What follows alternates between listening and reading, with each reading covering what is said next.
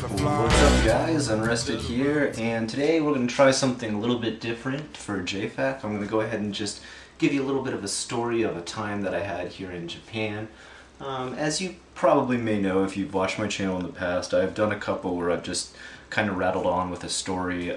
Some I've actually turned into kind of video comics like Mightier Than the Sword. You might want to check that out if you're really into learning about a crazy experience I had in Japan.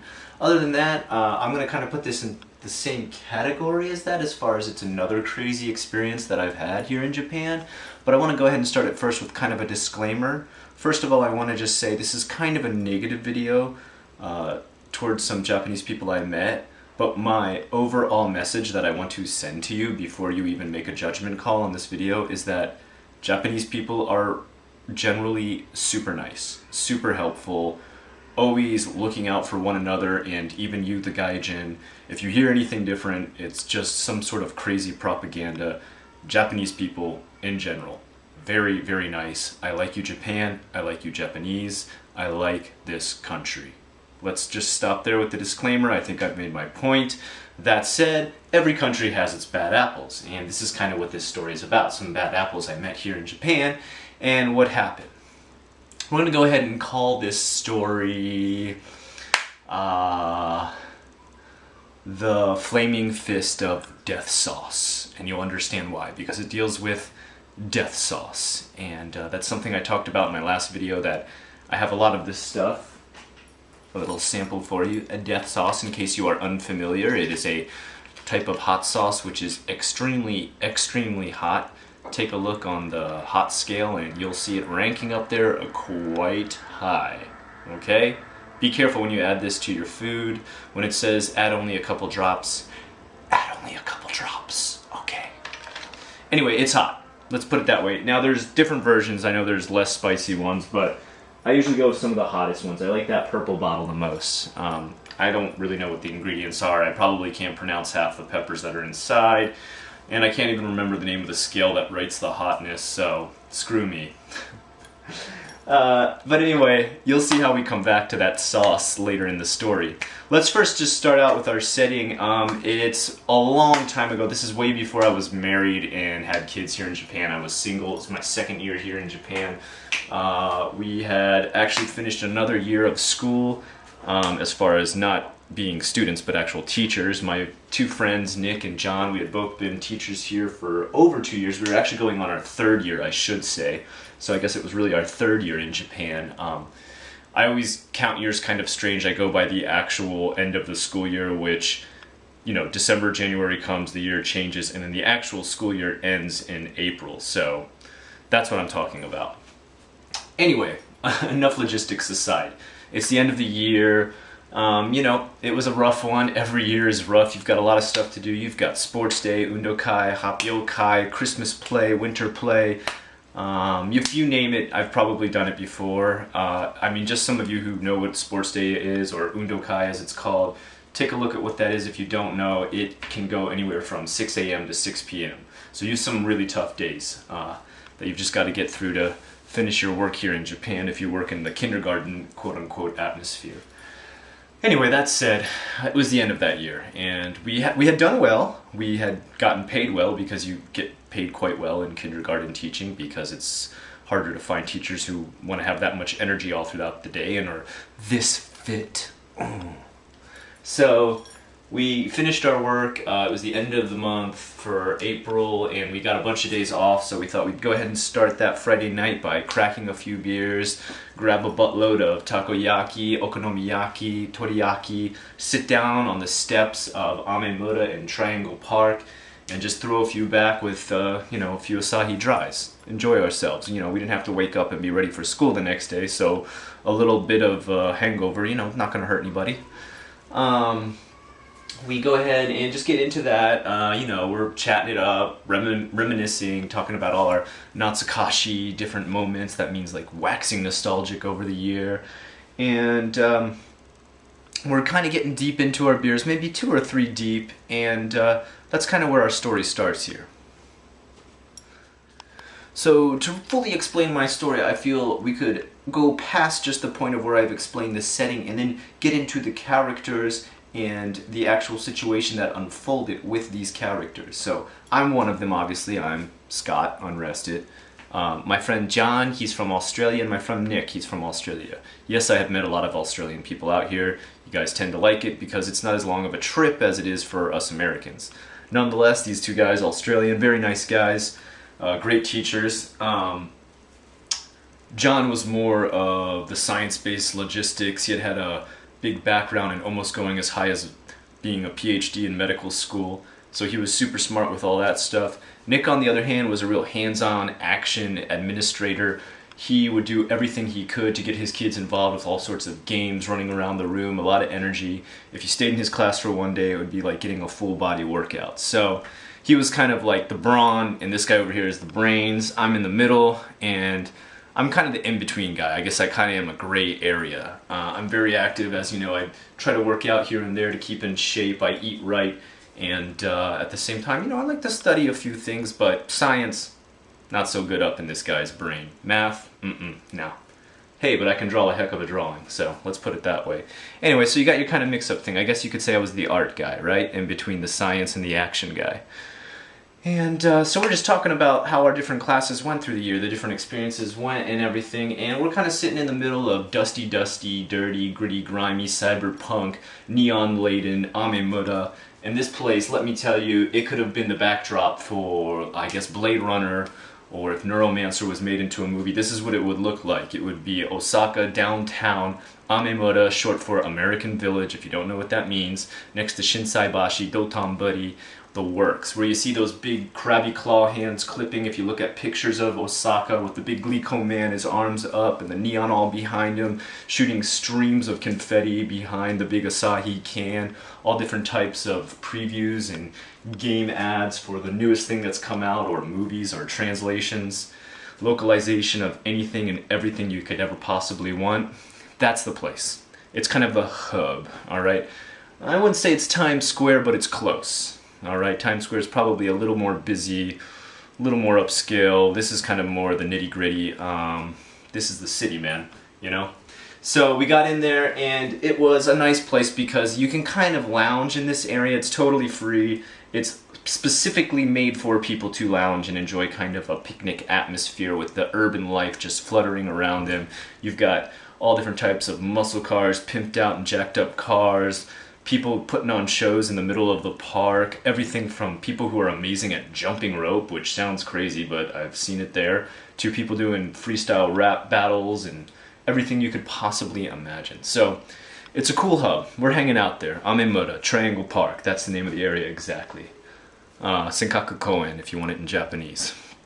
And we're just kind of minding our business.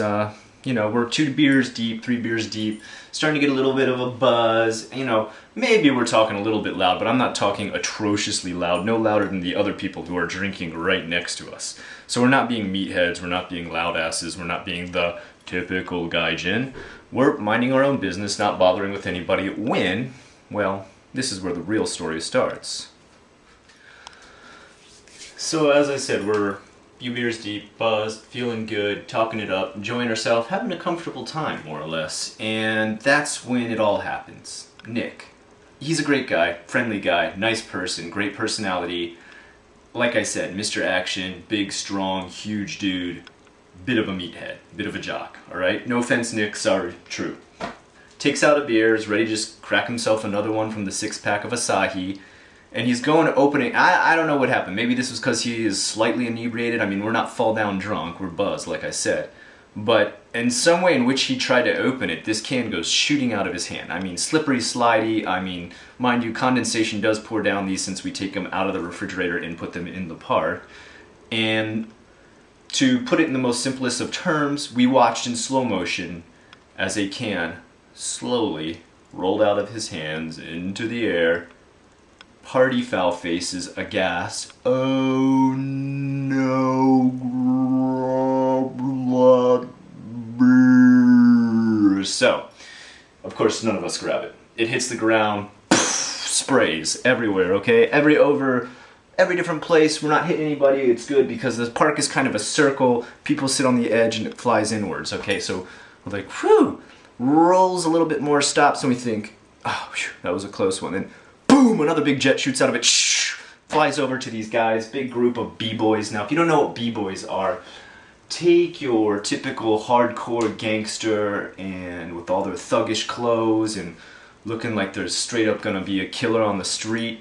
Take all that out of them and leave the wimpiest, most wannabe poser, jacked up on a couple of the most mainstream rhymes that they've heard on the radio.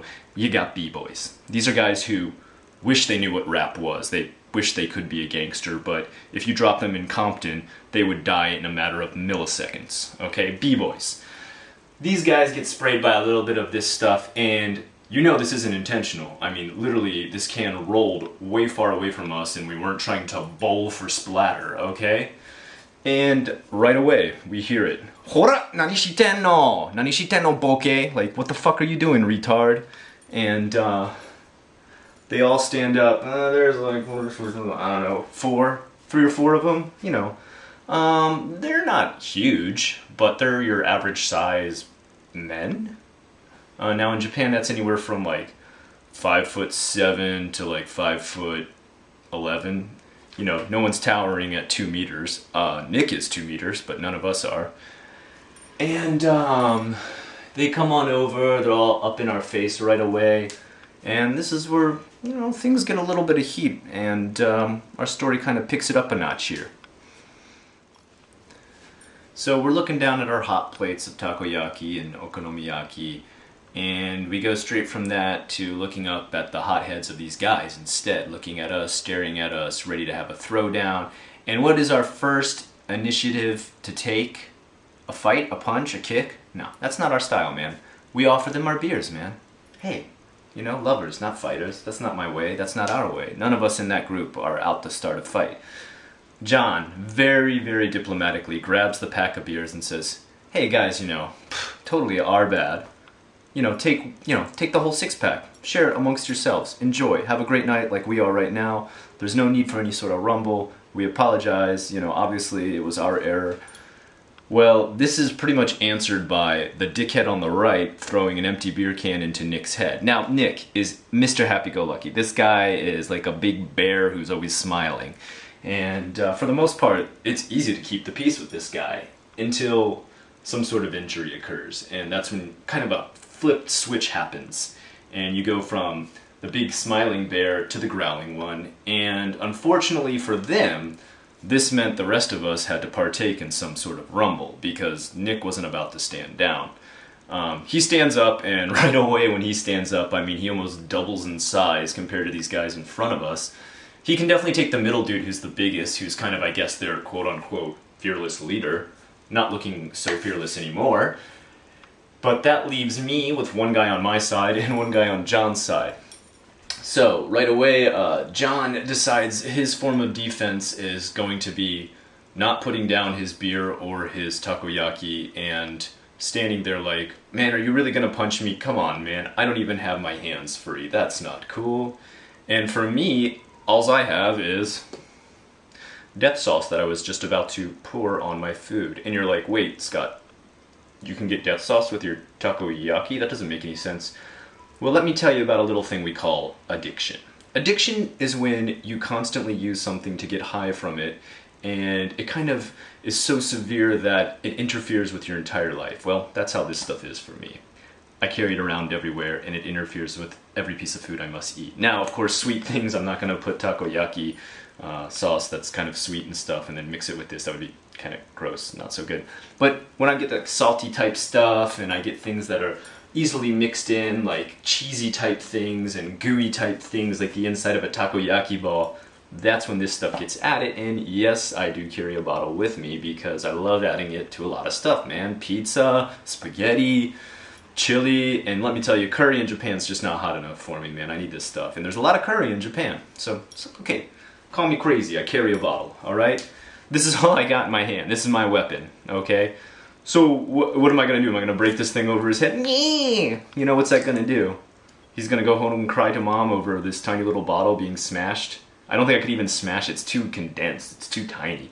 Okay, it'd be kind of like comical, alright? That's not happening. I'm not breaking this over any dude's head. Plus, it's hot sauce, man. This stuff's expensive, man. I'm not going to break this bottle. I look over at John, and he's still standing there. Nick's already thrown his punch, and that guy's just on the floor. He's laid out, and there's like kind of nothing more to be done with that scene. So I can easily look past him and be like, oh, okay, well, that's been settled. But now we've got two angry people next to us in which we must partake in a fight. And I'm not a fighter, dude. Neither is John. Well, John's smart. He hasn't opened up his takoyaki. You see, if you don't open up a takoyaki, the inside stays molten lava hot. I'm talking, you put that thing in your fucking mouth, you're not going to taste anything for a goddamn week because there's going to be scallywag flags hanging down from the roof of your mouth where the whole thing burnt the fuck out. It's hot. Okay? Sorry for the language. I just want to get across the point. The inside of a takoyaki ball is insanely scalding temperature hot. Okay? Do not just pop it into your mouth. Take the toothpick they give you, rip it open, let all that steam come out. There's a reason that it almost burns your eyebrows off when the steam comes out, okay? Okay. Like I said, he's a smart guy about these. He's the scientist. He's using his brains, okay?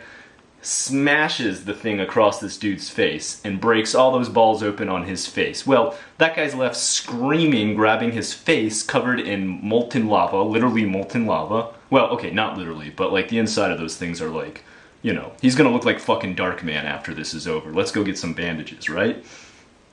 That gives me an idea when I see him do this. Hot. Face. I think I can combine these two things. I take the sauce and without thinking, I just pour it across my knuckles like this, alright? Actually, I think I had it in the left hand because I'm actually right-handed, so I pour it across my knuckles right away. Because the bottle's already open, I was about to pour, man.